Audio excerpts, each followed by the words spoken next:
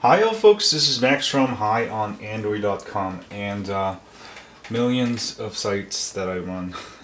Oh, maybe not millions. But today we got the comparison between the Nexus S, this is the T-Mobile version, versus the Galaxy Nexus. I'm sure many of you wonder what has actually gotten better. And sorry, I don't have a Nexus 1 with me right now. I gave it away to my friend. That was the last time I gave away a phone to my friend, and now I can't do a review with all three phones. But it's okay. I'll get it back someday. I let him actually borrow it. Anyway, physical differences. You can see it just looks like Galaxy Nexus is an enlarged version of the Nexus S. On the front, you'll see that everything's pretty much placed the same. This ear speakers, the front camera. The front camera, it's both 5 megapixels, but the Galaxy Nexus does take better photos, faster shutter speed, and also it can take 1080p 30 frames per second videos. In real life testing, I was only able to get 24 frames per second, but I believe that's due to amount of light it has. So the front is the same. I know some of you guys don't like it when I tap it too hard. No, these things are durable. Ever since the Nexus one of the features that I love about Nexus phones is they're very durable. You can literally throw them on the ground and they will not break. That's kind of the Nexus line of phones. That's why I like them. I've dropped my Nexus S and my Nexus 1 like a dozen times. You know, no scratches, nothing. So I have the two phones here. And let me adjust the camera a little bit. This is getting really annoys me when the camera isn't focused. One of the things that has improved is that the Nexus S gets a lot of fingerprints, as you can see, because of the finish, the shiny finish. So this is like the phone that gets the most fingerprints out of all my Android phones. That's one thing I like the shiny back, but I didn't like the fact that, whenever I touch my Galaxy Nexus S, it gets all oily. Over time I have to clean it every day, and even if I clean it, the oil is still there. Whereas the Galaxy Nexus has improved with the back. I really like this because now the only place that can really get fingerprints is the front. Let's go on. On the side, you will notice. Sorry, let me adjust the camera again. I have to do this about a dozen times. On the side, you'll see that the volume buttons are pretty much similar, and also on the right, the power button is very similar. When you hold it, the power button is right there, and also the Nexus S. So it's a really good functional position of the volume and the power for both Nexus S and Galaxy Nexus. And the Galaxy Nexus also comes with these 3 pins, which are going to be for the Galaxy Nexus docks that will be coming out later. As far as the bottom is also very, very similar. As you can see, you got the USB microphone and the headphone jack. I would say the microphone has improved over the the Nexus S. The major improvement is that both have, I think, 2 microphones, but the Galaxy Nexus has a lot more clear voice when you record. And as far as the screen size has gotten, of course, bigger. Well, there we go. Let me adjust the camera again. The 4-inch screen is on the Galaxy Nexus S, and also the Galaxy Nexus has 4.65, so that's a lot bigger screen real estate. And also the resolution on the Galaxy or Nexus S is 800 by 480 versus the Galaxy Nexus, which is 1280 by 720. which is full 720p resolution. So you can watch 720p HD in full real 720p resolution. As far as the buttons go, the Nexus S has 4 capacitive buttons: home, search, menu, and back. Whereas the Galaxy Nexus, these are actually part of the screen. These are not real capacitive buttons. You can actually, let me see if I can flip it, if it goes. You know, it'll stay during my web browsing here. But this is actually part of the 1280 by 720p resolution. If I play a video, it should get rid of it. Let me do that to prove you to that those buttons are part of the screen. So let's watch Kim Kardashian. This is Everyday Emotions Crew, and you're watching the Philip DeFranco. There we go. So you can see the buttons just disappear. So it's actually just part of the screen, and with a custom ROM, you might even be able to move these buttons elsewhere or get rid of them completely, which is, you know, what I'm looking to do. Other than that, the speakers, I would say the Galaxy Nexus is slightly louder. It's not super loud or anything. I wish they made it a lot louder. But as far as the weight of both phones, the Nexus S is 129 grams versus the Galaxy Nexus, which is 135 grams. It's not noticeable, but because of the form factor, the Galaxy Nexus is much thinner. Even though it's bigger, it feels a lot lighter in your hands because the weight is distributed, sort of like the Galaxy S2 series. Let me see here. And as far as software, I've got official ICS running on my Nexus S, but you don't have the 3 buttons, obviously because the screen is a lot smaller on the Nexus S. As far as the software, they're actually, well, let me show you. You can kind of see a little bit of lag when I hit the app bar button. And you can kind of see a little bit lag on the Nexus S versus the Galaxy Nexus, which runs flawless.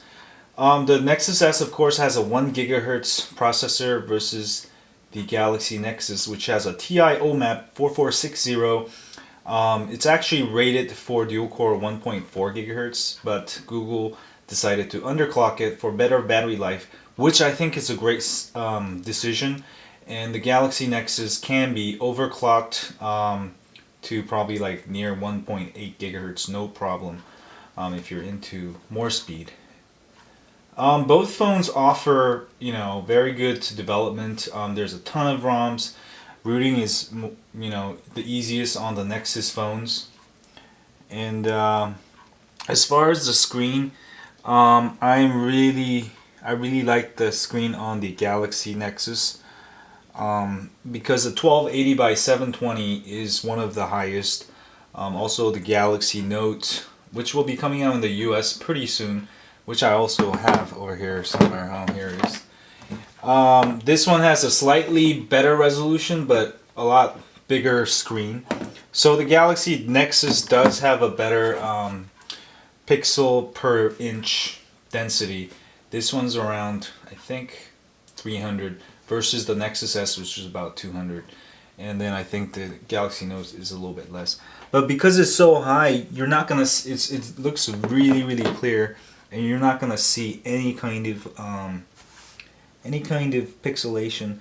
I'm really good at telling pixelation because I'm nearsighted. My eyes are so bad, and when I go to sleep, sometimes I don't wear my glasses, and I'm just, you know, looking at phones like this, you know, and I can actually see the pixels. And you know, actually, you know what? I should do a test on all the phones doing that.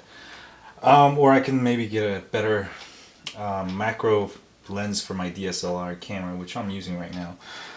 Other than that, since ICS is out now for the Nexus S, the buttons, of course, the vibration is a lot different. The vibration on the Galaxy Nexus has a little bit more subtle feel, whereas this one has a more of a raw power feel. So I really like the feel on the Galaxy Nexus. Everything else is pretty much the same. Whereas the Galaxy Nexus also does come with face unlock, while the official version of the Nexus S doesn't.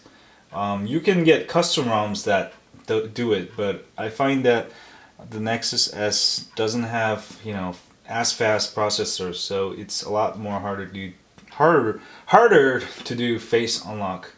Sorry, I'm talking nonstop here. Anyway, so you've seen the differences. The CPU has improved. I wish Google used Samsung Exynos processors, or some people call it Exynos or whatever. But I feel that processor is much faster. The Galaxy S2 and the Galaxy Note. I've been repeating myself like all week, but I think it's a much better processor and much faster. But of course, the Galaxy Nexus, is a good design. I like the curved design. I've always liked Galaxy Nexus phones. Um, Mostly probably because they're easily rootable and a lot of development going on. Whereas some phones like Droid Bionic and Droid Razer, there's a lot less development because it's locked down, and it's harder for developers to develop on it.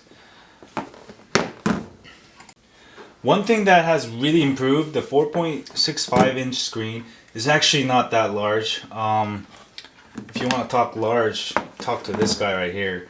This thing is huge. But I always felt the Nexus S, the keyboard was way too small to type on. So I'll show you, I just feel like I'm a big guy and I'm trying to type in these small letters. Versus the Galaxy Nexus S, it's a lot easier. It feels a lot bigger. I mean, I can do it sideways, but a lot of times I'm driving and texting with my other hand. No, I'm just kidding. Or I'm walking and I'm texting. Overall, do I think Google has improved enough on the Galaxy Nexus over the regular Nexus S? I would say yes. Of course, bigger screen, better software, and it feels lighter. And I like the bigger screen, especially the resolution. You can't even, I mean, it's much higher than anything else out there, with the exception of the Galaxy Note. So I think Galaxy Nexus and the Galaxy Note are probably the best phones on the market right now. And also the Galaxy S2s are really nice. But the resolution on those phones are never going to be, catch up with this guy. Other than that, I've been playing with it. I have the unlocked GSM version, which is the Asian European original Galaxy Nexus. The battery life is actually pretty good. I've been playing with it all day yesterday, and I still have, almost like 30-40% battery life. So battery life compared to other phones is really good. I'm not sure about the Verizon version. I heard it's really bad. It's like one of the worst battery life. But this one does really well. I really like it. That's why I got this one over the Verizon 4G LTE. One of the coolest things about the Galaxy Nexus is the camera. You can literally take, you can literally take like 30 shots per second or something. I'm not sure how fast it really goes. Versus the Nexus S, it feels really slow.